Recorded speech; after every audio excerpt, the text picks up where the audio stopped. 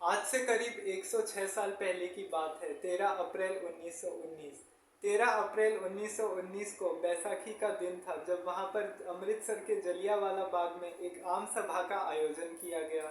आम सभा का वहां पर जब आयोजन किया गया तो उसमें कई हजारों लोग मौजूद थे। किसी को लेकिन नहीं पता था कि आज वहां पर शूट आउट होने वाला है या कोई बड़ा कांड होने वाला है, वहां पर गोलियां चलने वाली है। अगर पहले से पता होता तो लोग भाग सकते थे अपनी जान बचाने के लिए, लेकिन किसी को नहीं पता था कि क्या होगा। कुछ ही मिनट में वहां पर गोलियां चलनी शुरू हो गई और कई लोगों की जान चली गई। और इसे कहा, और ये था जलियांवाला बाग हत्याकांड। आखिर क्या था ये जलियांवाला बाग हत्याकांड, क्यों हुआ, और इसके बाद जलियांवाला बाग हत्याकांड के बाद को किसने क्या जांच की गई, और इसमें कितने लोग मारे गए, और इस हत्याकांड के क्या परिणाम हुए, और इसके बाद देश भर में क्या माहौल था।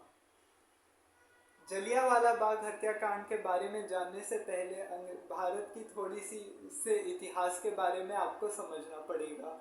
1857 की क्रांति के बाद जब भारत में ईस्ट इंडिया कंपनी का रूल खत्म हो गया, तो उसके बाद गवर्नर जनरल के जगह स्थान पर वॉइसरॉय का रूल आ गया। पहले 1857 के पहले वॉइसरॉय को गवर्नर जनरल के नाम से जाना जाता था। जब फिर उसके बाद 1885 में अखिल भारतीय कांग्रेस कमेटी की स्थापना हो गई। जब कांग्रेस की स्थापना हुई तो वो डोमिनियन स्टेटस की मांग रखते थे कि ब्रिटिशर्स भारत में ही रहेंगे लेकिन कांग्रेस राज करेगी, लेकिन डोमिनेट वो करेंगे, इस तरीके की मांग रखी जाती थी। लेकिन उसके बाद जब 1905 में बंगाल का बंटवारा हुआ तो उसके बाद देश में स्वदेशी मूवमेंट चालू हुआ। लोकमान्य बाल गंगाधर तिलक और जलिया और विपिन चंद्र पाल, लाला लाजपत राय जैसे कई नेताओं ने इसका इसका इसका समर्थन दिया। और इसके बाद जब स्वदेशी आंदोलन चला, उसके बाद भारत में महात्मा गांधी भी आ गए थे। 1914 में जब प्रथम विश्व युद्ध शुरू हुआ, फर्स्ट वर्ल्ड वॉर चालू हुआ, तो उसके बाद 1915 में ब्रिटिशर्स एक एक्ट लेके आए, डिफेंस इंडिया एक्ट, जिसके तहत भारत में किसी को भी गिरफ्तार किया जा सकता था। डिफेंस ऑफ इंडिया एक्ट के तहत देश में कुछ भी हो सकता था, किसी को जेल हो सकती थी और सभी क्रांतिकारी गतिविधियों पर पाबंदी लगा दी गई थी। जब वर्ल्ड वॉर चल रहा था तो उस समय गांधी जी ने सभी से कहा था कि गांधी जी को अंग्रेज़ों ने भी कहा था कि वे अंग्रेज़ों की मदद करें तो वर्ल्ड वॉर ख़त्म होने के बाद उन्हें आज़ादी मिल जाएगी। तो गांधी जी घर घर जाके सभी को ये बात कहते थे। लेकिन वर्ल्ड वॉर ख़त्म हुआ तो उसके बाद से कुछ मिला नहीं किसी को, और उल्टा उसके बाद अलग कानून ले आए।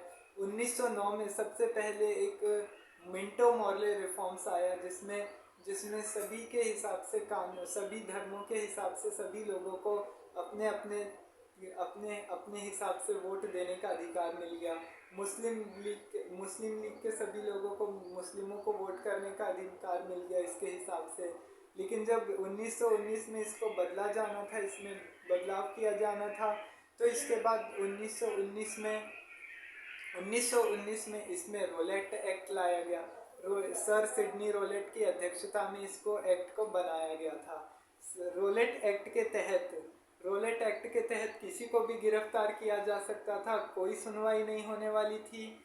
कोई ब्रिटिश पुलिस किसी के भी घर में घुसकर तलाशी ले सकती थी, पुलिस किसी के भी घर में घुस के तलाशी ले सकती थी। बिना मुकदमा चलाए सभी को जेल में डाला जा सकता था आसानी से। कोई भी क्रांतिकारी गतिविधियां करते हुए अगर पकड़ा गया तो उसको भी जेल में डाला जा सकता था, बिना किसी मुकदमा चलाए, बिना किसी ट्रायल के, बिना किसी पूछताछ के। इस तरीके का ये एक्ट लाया गया। जब ये रोलेट एक्ट आया तो इसके खिलाफ पंजाब सहित पूरे देश में हर जगह विरोध प्रदर्शन हुए। गांधी जी ने इसके खिलाफ सत्याग्रह किया। गांधी जी ने इसके खिलाफ जब सत्याग्रह किया तो कई लोगों ने उन्होंने इसे इसे हड़ताल के रूप में भी देखा।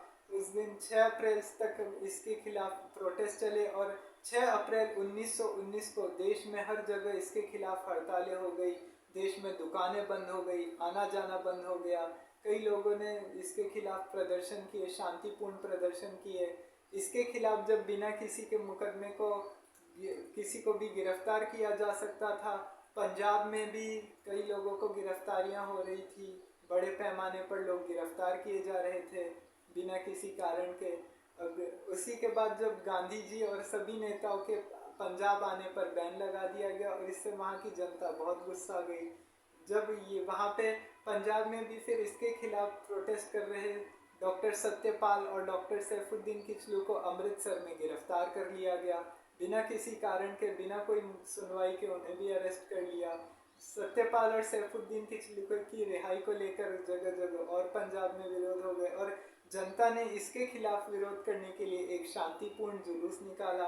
पुलिस ने इस जुलूस को जब आगे बढ़ने से रोका और रोक नहीं पाई सही से, तो गोली चलाने का आदेश दिया गया। दरअसल 9 अप्रैल 1919 को जब रामनवमी का दिन था, तो सभी हिंदू मुस्लिम एक साथ इकट्ठा हो गए और हिंदू सभी वहाँ की जनता के सपोर्ट में उतरने के लिए उनके साथ प्रोटेस्ट पर उतर आए। और इसी हिंदू मुस्लिम एकता को देखकर ब्रिटिश आग बबूला हो गए। उन्हें लगा कि उन्हें उखाड़ फेंकने की पूरी तरह से कोशिश की जा रही है। तो इसीलिए गांधी जी भी इस पंजाब की स्थिति का जायज़ा लेने के लिए पंजाब आना चाहते थे, लेकिन अंग्रेज़ों ने उनके पंजाब आने पर बैन लगा दिया। उसके बाद भी लेकिन पंजाब की इस चेतावनी को नज़रअंदाज करते हुए गांधी जी पंजाब आ रहे थे। जब वो ट्रेन से मुंबई से पंजाब आ रहे थे तो दिल्ली के पास ही उन्हें रोक दिया गया और वहाँ से पंजाब में आने नहीं दिया गया। 10 अप्रैल 1919 को डॉक्टर सत्यपाल और डॉक्टर सैफुद्दीन किचलू की रिहाई को लेकर काफ़ी विरोध प्रदर्शन हो रहे थे। जनता ने इसके खिलाफ बहुत कोशिश की कि इसे किसी भी तरीके से उन्हें रिहा करवाया जाए। अब इस स्थिति को देखते हुए वहाँ की अंग्रेज़ घबरा गए और उन्होंने सभा के सभी आयोजनों, सभी असेंबली अटेंड करने और सभी के जुलूस निकालने पर रोक लगा दी थी और इसकी सूचना जनता को नहीं दी गई। और उन्होंने तुरंत वहाँ से जनरल डायर को अमृतसर पहुँचने का आदेश दे दिया। जनरल डायर के अमृतसर पहुँचते ही उसे पूरे शहर की जिम्मेदारी दे दी गई। पूरे पंजाब में कर्फ्यू लगा दिया गया, शहर में सबकी आवाजाही बंद कर दी गई। जगह जगह अगर कोई भी विरोध प्रदर्शन करता हुआ पकड़ा गया तो उसे जेल में डाला जा सकता था। लेकिन जब उसे इस प्रदर्शन पर रोक लगाई गई तो उसके बाद से इसकी सूचना जनता को नहीं दी गई वहाँ पर। इसीलिए 13 अप्रैल 1919 को अमृतसर के जलियांवाला बाग में शाम के 4:30 बजे, बैसाखी का दिन था, तो वहाँ पर एक आम सभा का आयोजन किया गया था और कई लोग वहाँ पर मेला देखने भी आए थे। दूसरी जगहों से मेला देखने भी आए थे और लोग स्वर्ण मंदिर में भी आए हुए थे। तो इसलिए कई लोगों की जब आम सभा का आयोजन हुआ तो वहाँ पर एक हेलीकॉप्टर जायज़ा लेने के लिए आया, लेकिन वहाँ पे जब तक लोग समझ पाते तब तक देर हो चुकी थी। उसके बाद तुरंत में ही जनरल डायर अपने 400 हथियारबंद सैनिकों के साथ वहाँ पर पहुँच गया। और जनरल डायर जब 400 हथियारबंद सैनिकों के साथ पहुँचा, वहाँ पे उसने लोगों को चेतावनी देना भी नहीं समझा और वहाँ का गेट बंद करवा दिया। वहाँ से निकलने का सिर्फ एक ही रास्ता था। जलियांवाला बाग जो है वो अमृतसर में स्वर्ण मंदिर के पास में ही एक बाग है, बहुत बड़ा पार्क है। वहाँ पर एक गेट वेट बंद करा दिया गया और सभी लोगों को गोलियां चलाने के आदेश दिए गए। तब तक गोलियां चलाई गई जब तक गोलियां ख़त्म नहीं हुई। गोलियों में सभी को आदेश दिए गए और इसलिए लोगों को जब समझ में नहीं आया तो इसके कारण गोलियों से बचने के लिए वहाँ पर भगदड़ मच गई। भगदड़ मचने से भी इसमें कई लोगों की जान चली गई, किसी को कोई पैरों के नीचे कुचला गया और उस वजह से जान चली गई। वहाँ पर एक बहुत बड़ा कुआं था, कुएं के पास भी लोग बैठे हुए थे, लेकिन किसी को नहीं पता था कि आगे चल के वो कुआं उनकी मौत की गवाही बनेगा। कई लोग अपनी गोलियों से बचने के लिए कुएं में छलांग लगा रहे थे, लेकिन कब तक लोग तैर वैर पाते, तब तक उसी में कुएं में दम घुटने से भी लोगों की जाने गई। इसके बाद 650 राउंड फायर किए गए तब तक, जब तक किसी के से गोलियां चलाने के बाद 1650 राउंड फायर किए गए। इसमें तब तक चलाई गई गोलियां जब तक गोलियां ख़त्म नहीं हुई। इसीलिए कई लोग इसमें घायल हुए और जब ये नरसंहार ख़त्म हुआ तो उसके बाद से शहर में, अमृतसर में लाइट काट दी गई, वहाँ पे पानी की सप्लाई बंद करवा दी गई ताकि वहाँ पर कोई घायलों को कोई व्यवस्था नहीं मिल सके, पानी डॉक्टरी सुविधा न मिल सके। इसके लिए वहाँ पे सभी लाइन वाइन सब कट करवा दी गई। और वहाँ पे इस हत्याकांड के बाद फिर कई देश में लोगों की इस हत्याकांड की फिर पूरे देश भर में निंदा हुई और ब्रिटिश सरकार को सभी लोग उखाड़ फेंकने के लिए कूद पड़े। इसके बाद जब कई लोगों ने जब इसके खिलाफ जब देश में और प्रोटेस्ट किए, फिर बिना मुकदमा चलाए वॉइसरॉय को गिरफ्तार करने का उसके बाद भी आदेश दिया जा रहा था। पंजाब में इसके बाद भी शांति नहीं बन पा रही थी, क्योंकि लोग जब शांतिपूर्ण विरोध कर रहे थे तो उसके बाद भी लोगों को गिरफ्तार किया जा रहा था बिना मुकदमे के। इसके बाद जब गिरफ्तारियां होने लगी, लाहौर और कई बड़े शहरों में लोगों ने दुकानें बंद रखी, लेकिन लोग दुकानें बंद किए तो उसमें भी जनरल डायर ने सबको ये कहकर धमकाया कि अगर उन्होंने दुकानें नहीं खोली तो उनको भी गोली चला दी जाएगी। लेकिन कोई धमकियों से नहीं डरा और इसके खिलाफ प्रोटेस्ट भी हुए। इसके खिलाफ जब इसके बहुत सारे आफ्टरमैथ हुए, जैसे गांधी जी को अंग्रेज़ों द्वारा केसरी हिंद की उपाधि दी गई, उन्होंने इस उपाधि को वापस कर दिया। रविंद्रनाथ टैगोर को नाइटहुड की उपाधि दी गई, सर की उपाधि मिली थी, उन्होंने उसे ठुकरा दिया। और रविंद्रनाथ टैगोर ने जब इस उपाधि को ठुकरा दिया तो उन्होंने वॉइसरॉय को एक लेटर भी लिखा था इसके खिलाफ।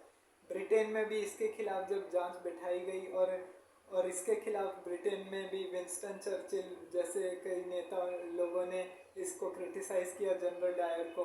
दरअसल यहाँ मैं आपको बता दूँ कि विंस्टन चर्चिल ने क्रिटिसाइज़ तो किया जलियांवाला बाग को, लेकिन विंस्टन चर्चिल भी कोई जनरल डायर या हिटलर से कम नहीं था, क्योंकि उसकी वजह से भी 1943 में बंगाल में फैमाइन आया था। तो इस हत्याकांड की जब ब्रिटिशर्स ने इसके पे जब जांच बिठाई, कांग्रेस ने जब जांच बैठाने का दबाव बनाया, तो ब्रिटिशर्स ने इसके खिलाफ जब इन्वेस्टिगेट किया तो उन्होंने कहा कि 379 लोग मारे गए हैं और 1250 लोग मारे गए हैं, घायल हुए हैं।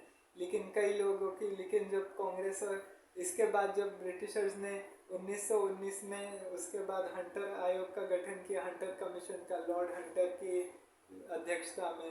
हंटर कमीशन ने भी यही बोला कि 379 लोग मारे गए हैं और 1250 से ज़्यादा लोग ही घायल हुए हैं, इसके अलावा कोई नहीं मारा गया। लेकिन कांग्रेस ने और गांधी जी के साथ मिलकर सुभाष चंद्र बोस जैसे कई लीडर्स ने इसके खिलाफ कमेटी बिठाई, अलग अलग कमेटी बिठाई, उसमें इन्वेस्टिगेशन की गई। तब इससे पता चला कि कितने लोगों की जानें गई है, कितने लोग घायल हुए हैं और कितने लोग भगदड़ में भी मारे गए हैं।